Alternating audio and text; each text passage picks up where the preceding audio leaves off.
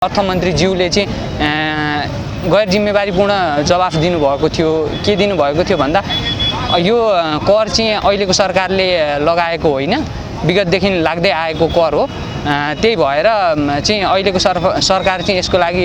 जवाफदेही छैन भन्ने खालको चाहिँ आशय व्यक्त गर्नु अर्थमन्त्रीज्यूले व्यक्त गर्नुभएको कारणले हामी चाहिँ फेरि पनि आज सडकमा उत्रिएका छौँ र हामीले चाहिँ यो नयाँ सरकारले यो कर लगायो भनेर भनेका त छैनौँ।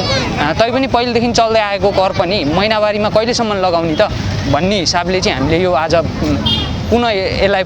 अघिल्लो हप्ताकोलाई फेरि दोहोऱ्याएको हौँ। तपाईँहरूले विगतमा नि देखिराख्नु भएको छ होला होइन, युथ कङ्ग्रेस नेपाल चाहिँ हामी नेपाली कङ्ग्रेसको भातृ सङ्गठन त होइनौँ होइन,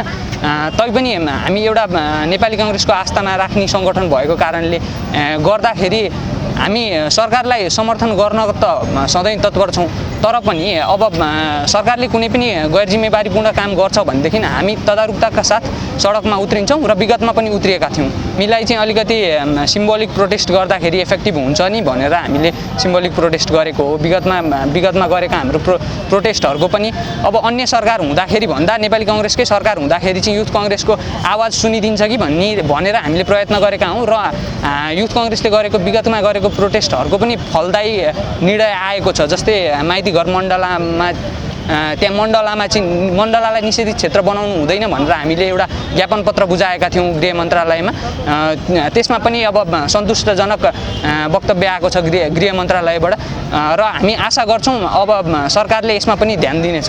युथ कङ्ग्रेस नेपालले चाहिँ सधैँ सेन्ट्रलाइज मात्रै नभएर बाहिर अन्य ठाउँमा पनि, जस्तै तपाईँहरूले आज बेलुका मिडियामा पनि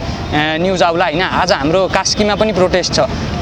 सेम पोइन्ट अफ भ्यूलाई लिएर, रातो कर खारेज गर भन्ने कास्कीमा पनि प्रोटेस्ट छ। सो त्यही भएको कारणले गर्दाखेरि हामी राजधानीमा मात्रै केन्द्रित हुँदैनौँ, बाहिरी जिल्ला अन्य ठाउँहरूमा पनि हामीले चाहिँ तदारुकताका साथ आफूले देखाउनु पर्ने जिम्मेवारी र सरकारलाई चाहिँ जिम्मेवार बनाउनको लागि हामी अघि बढ्नेछौँ। जस्तै हामीले चाहिँ यहाँ चाहिँ पटक भनौँ न लास्ट विक पनि गरेर यसपालि पनि गर्नुको कारण चाहिँ खासमा के हो भन्दाखेरि अघिल्लो केही वर्षहरूमा अन्य संस्थाहरूले पनि जस्तै प्याड टु गो अन्य संस्थाहरूले पनि चाहिँ रातो कर माफ गर भन्ने एउटा सोसल मिडियामा ह्यासट्याग नै ट्रेन्डिङमा थियो एक लट होइन। तर विभिन्न संस्थाहरूले आफ्नो तर्फबाट गरिरहेको पहल पनि फलदायी नभएको कारण चाहिँ हामी फिल्डमा उत्रिएका हौँ। हामीले चाहिँ अब प्रोत्साहन गर्नुपर्ने हो होइन। अब डोमेस्टिक फ्याक्ट्रीहरूमा अब डिफ्रेन्ट एनजिओजहरूले चाहिँ त्यसमा काम गरि नै रहेको छ होइन। अब हामीले अहिले देख्छौँ भनेदेखि ग्रामीण एरियातिर चाहिँ समूह बनाएर अथवा चाहिँ स्वास्थ्य संस्थाहरूले चाहिँ स्वास्थ्य चौकीहरूले चाहिँ प्याड वितरण गर्ने होइन। त्यो यो अवेरनेस खासमा नभएको कारण चाहिँ के हो भन्दा उहाँहरूलाई नलेजै छैन सुरुमा प्याडको होइन। त्यो भएको कारणले गर्दाखेरि हो र हामी अब विभिन्न संस्थाहरूले त्यसमा लागि परिरहेको छ। तर हामीले चाहिँ अब खासमा प्याडको कर चाहिँ खारेज भएर सस्तो मूल्यमा आउँछ भने त उहाँहरू अटोमेटिक चाहिँ सिफ्ट हुनुहुन्छ नि त ट्रेडिसनल वेबाट मोडर्न वेमा हो। त्यो भएर चाहिँ हामीले यो प्रयत्न गरेका हौँ। यो कुरालाई चाहिँ कसरी समय सान्दर्भिक छ कि छैन भन्ने कुरा र अहिले चाहिँ यो सिटी सेन्ट्रिक भयो कि भन्ने कुरालाई चाहिँ दुईवटा पाटोमा आन्सर गर्छु होइन। हाम्रो कानुनमा संविधानमा चाहिँ महिलासँग प्रजनन स्वास्थ्य र महिलाको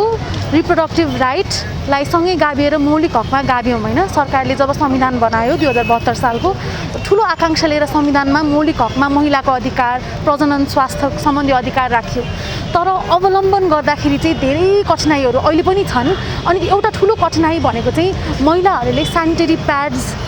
एक्सेस गर्न नपाउनु हो कि उहाँहरूले उपभोग गर्न नपाउनु हो। त्यो किन उपभोग गर्न पाइराख्नु भएको छैन भने एउटा सामान्य सेनिटरी प्याड किन्दाखेरि 75 रुपियाँ पर्छ काठमाडौँमा। डोल्पा हुम्ला जुम्लामा त्यो प्राइस झन् बढेर 130-170 रुपियाँसम्म हुन जान्छ होइन। हाम्रो माग चाहिँ किन पनि मौलिक हक अधिकारसँग जोडिन्छ भन्दाखेरि चाहिँ हामीले के भनेका छौँ, स्पष्ट रूपमा के भनेका छौँ भने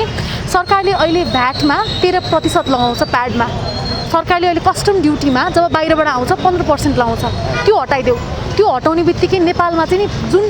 प्राइस आउँछ प्याडको त्यो चाहिँ कम हुन्छ। त्यही तरिकाको अहिले कन्डम जुन बाहिरबाट आउँछ कन्ट्रासेप्टिभ त्यो चाहिँ 13% पनि लाग्दैन 15% पनि लाग्दैन इजी एक्सेसिबल छ हामीले त्यही चाहेका हौँ महिलाको लागि चाहिँ जुन तरिकाले अहिले सेनिटरी प्याड भनेको विलासिताको साधन हो नन एसेन्सियल गुड्स भनेर राखिन्छ कि अहिले हाम्रो भ्याल्यु एडेड ट्याक्स एक्टमा नन एसेन्सियल गुड्स अति आवश्यक वस्तु होइन भनेर राखिएको छ होइन तर यो चाहिँ अति आवश्यक वस्तुभित्रै पर्छ भ्याल्यु एडेड ट्याक्स एक्टको अनुसूची 1 भित्रै पर्छ त्यसमा तपाईँले चाहिँ सरकारले भ्याल्यु एडेड ट्याक्स एक्टको अनुसूची 1 मा राख्नुहोस् त्यसलाई भ्याट हटाउनुहोस् त्यसको ट्याक्स हटाउनुहोस् भन्ने चाहिँ हाम्रो मुख्य माग हो अब दोस्रो पाटोमा चाहिँ यो सिटी सेन्ट्रिक भयो कि भन्ने पनि प्रश्न थियो होइन यसमा चाहिँ हामीले धेरै अहिले आएर चाहिँ बहस गर्दाखेरि चाहिँ हो काठमाडौँमा हामीले धेरै कार्यक्रमहरू गऱ्यौँ तर हाम्रो भोलि पोखरामा हुँदैछ कार्यक्रम फ्ल्यास मब भइरहेछ होइन अब चाहिँ यो बिस्तारै सर्दै जान्छ देशव्यापी हुँदै जान्छ अब चाहिँ हामीले सरकारलाई अहिले झकझक्याएनौँ भने चाहिँ सरकार झकझकिँदैन सरकारको यो मुख्य एजेन्डामै पर्दैन होइन जबकि यो एकदम ठुलो क्रुसल इस्यु हो त्यही कारणले चाहिँ अहिले चाहिँ हामी काठमाडौँमै सीमित भयौँ हाम्रो ह्युमन रिसोर्स म्यान पावरको कारणले पनि तर अब चाहिँ हामी बिस्तारै देशभरि नै फैलाउने हाम्रो प्लान छ कुरा चाहिँ मैले क्ल्यारिफाई गर्न खोजेँ होइन सेनिटरी प्याड्समा कर बढाएको होइन हजुर जे छ हामीले त्यही कुरा चाहिँ हुनुहुन्न भन्ने कुरालाई चाहिँ हामी गऱ्यौँ एकदमै लाचार फिल हुन्छ होइन एउटा लोकतान्त्रिक मूलधार बोकेको पार्टी जब मूलधारमा छ जब प्रधानमन्त्रीले नै नेतृत्व गर्नुहुन्छ त्यति बेला नै डेमोक्रेटिक भ्याल्युजहरूलाई डेमोक्रेटिक मूल्य मान्यताहरूलाई जुन तरिकाले प्रधानमन्त्रीज्यू र सरकारले नै ग्रहण गरिरहेको अवस्था छैन त्यो हेर्दा हामीलाई एकदमै लाचार फिल हुन्छ अनि हामीलाई के पनि फिल हुन्छ भने हामी आवाज भएको मान्छेले नै एउटा हुन्छ नि एउटा यो कुरा ठिक छैन है भनेर हामीले प्रश्न गर्ने हामीले गऱ्यौँ भने मात्र हाम्रै सरकार चाहिँ झकझकिन्छ है मात्र बाहिरको गठबन्धन अर्कै गठबन्धनले वा प्रतिपक्षले बोलेको होइन नि त यो त तपाईँकै मूल्य मान्यता बोकेकै संस्थाले बोलेको हो भन्ने आधारमा चाहिँ हामी अहिले सडकमा आएका हौँ सो द्याट उहाँहरूले हाम्रै बिचबाट गएको मान्छेहरूले पनि प्रोटेस्ट गर्नुभएको छ केही न केही रिजनले गर्नुभएको होला है भन्ने चाहिँ यसो निहाल्नुहुन्छ कि भन्ने आस्था हामीलाई अबको हाम्रो फेजमा हामीले पार्लियामेन्ट्सहरूलाई लबिङ गर्ने पार्लियामेन्ट्सहरूले चाहिँ किन संसदमा यो कुरा उठाउनुहुन्न भन्ने कुरामा अब हाम्रो नेक्स्ट स्टेप हो जबकि हामीले चाहिँ के बुझेका छौँ भने पार्लियामेन्टेरियन्स आर द बिगेस्ट टुल होइन अब उहाँहरूलाई चाहिँ अब हामीले झकझकाउने प्रयासमा छौँ हाम्रो चाहिँ नेक्स्ट स्टेप त्यो हो अब होइन त्यो सँगसँगै हामीले गगन थापाज्यूसँग हामी मिटिङ बसिसकेका छौँ उहाँ एकदमै सकारात्मक हुनुहुन्छ उहाँले म संसदमा उठाउँछु पनि भन्नुभएको छ होइन त्यो सँगसँगै हामीले पुष्पा भुषालसँग कुरा गरिसकेका छौँ होइन अनि त्यो सँगसँगै हामीले डिला सङ्ग्रोला म्यामसँग पनि कुरा गरिसकेका छौँ उहाँहरू सबैजना पोजिटिभ हुनुहुन्छ त्यो कुरालाई चाहिँ अब हामी अगाडि बढाउन लिएर जाने प्रयासमा छौँ सेनिटरी प्याड्स फ्रीमा बाँडिन्छ फिनल्यान्डमा स्कुल्सहरूमा सेनिटरी प्याड्स फ्रीमा बाँडिन्छ होइन नेपालमा पनि त्यो प्रावधान नभएको होइन है फेरि बजेटमा हरेक वर्ष यति अरबौँ छुट्याइन्छ होइन सेनिटरी प्याड्सको एक्सेसिबिलिटीको लागि त्यो कुरा कहाँ गइरहेछ त होइन के फाइदा भइरहेछ त महिलाको लागि भन्ने कुरा चाहिँ कहीँ पनि रिपोर्टमा आउँदैन केही कुरा त्यसको फलोअप हुँदैन होइन त्यही भएर इन्टरनेसनल स्ट्यान्डर्ड्समा एकदमै ठुलो प्रेसर छ अहिले नेपाललाई पनि इन्टरनेसनल अब्लिगेसनमा पनि होइन नेपालले धेरै मानव अधिकारसँग रिलेटेड महासन्धिहरूमा साइन गरेको छ अब्लिगेसनहरू मेन्टेन गरेको छ त्यसको लागि पनि मानव अधिकार त हो नि त त्यसको लागि पनि नेपाल सरकार चाहिँ लागि पर्न जरुरी छ त्यो सँगसँगै नेपालमा पनि धेरै संस्थाहरू छन् जसले चाहिँ प्याडको लागि लडिराख्नु भएको छ जस्तै प्याड टु गो भन्ने संस्था छ होइन सेफ्टी नेपाल भन्ने संस्था छ अरू पनि धेरै संस्थाहरू छन् काम नभएको चाहिँ होइन तर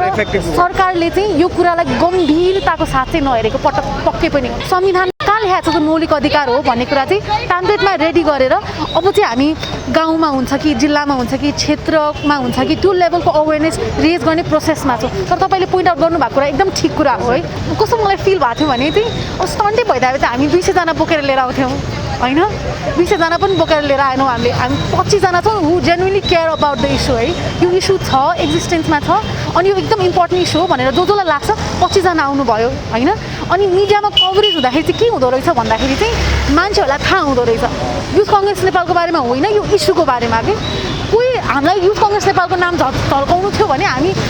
व्हिप जारी गरेर सबैजना आउनुपर्छ भनेर 200जना पनि लिएर आउनु सक्थ्यौँ तर हामीले त्यस्तो गरेकै छैनौँ होइन त्यही भएर we really care for this cause यो कज हाम्रो लागि इम्पोर्टेन्ट हो त्यही भएर हामीले जो इन्ट्रेस्टेड हुनुहुन्छ आउनुहोस् भनेर विनम्र अनुरोध गर्छौँ फेसबुकमा उहाँहरू आइदिनुहुन्छ यतिजना आइदिनुहुन्छ यतिले पनि हामीलाई पुगेको छ बुक ट्याक्सेसनको द्याट वाज भनौँ न स्क्रैप भयो होइन त्यो अब यो स्क्रैप हुनको लागि कति टाइम लाग्यो त्यो त 1 वर्ष लाग्यो होइन हजुर त्यो पनि हो 1 वर्षको एकदम स्ट्रङ एक्टिभिजम तर एउटा मन्त्रीले साइन गर्ने बित्तिकै स्क्रैप भयो है त्यो फेरि त्यो लङ रुल पनि भएको थिएन होइन त्यही भएर अब कोही के छ नेक्स्ट प्लान अब अब तपाईहरुको यसलाई चाहिँ अब इफेक्टिभ वेमा चाहिँ अब हामीले चाहिँ रोड साइमल्टेनियसली पार्लिमेन्टेरियनको लबिङ अवेरनेस क्याम्पेन तपाईँले भने जस्तै प्याम्पलेट्सहरू हरेक जिल्लामा पठाउने इकाइभित्र के छ कानुनमा हुनुपर्ने के हो र त्यसले चाहिँ के इम्प्याक्ट पर्छ समाजमा भन्ने कुरा चाहिँ प्याम्पलेटमा पठाउने सो द्याट गाउँ गाउँमा जिल्लामा चाहिँ त्यो कुरा जाओस् भन्ने चाहिँ उद्देश्य हो। त्यसपछि चाहिँ पार्लिमेन्टेरियन लबिङ गर्ने गगन थापालाई जिल्ला सङ्घलाई सबैलाई बोलाएर हाम्रो फेसबुकको मिडियममा हुन्छ कि कुन तरिकाले मिडियम जुम लिङ्कमा हुन्छ त्यो डिस्कसन गरेर एउटा पोलिसी पेपर जस्तो बनाएर प्रेजेन्ट गर्ने चाहिँ प्लान। महिलाहरूको अति आवश्यक सेनिटरी प्याडमा पनि यसरी ट्याक्स लगाउने हो भने हाम्रो यो नेपालको संविधानमै के लेखेको छ भन्दाखेरि चाहिँ अति आवश्यक कुराहरूमा चाहिँ कर नलाग्ने यो चाहिँ हाम्रो अधिकार हो। हामीले आफ्नो अधिकार नपाउँदै गर्दा चाहिँ हामी यहाँ आज सडकमा चाहिँ यसरी आवाज बुलन्द गर्न आइरहेका छौँ। रातो रगतमाथि हाम्रो एउटा आमाले बच्चालाई जन्माउने यो रातो रगतमाथि यसरी कर लगाउनु भनेको चाहिँ अपराध सरह हो। त्यसैले चाहिँ अब छिटोभन्दा छिटै यो सेनिटरी प्याडमा लागेको कर चाहिँ मुक्त होस्। धन्यवाद।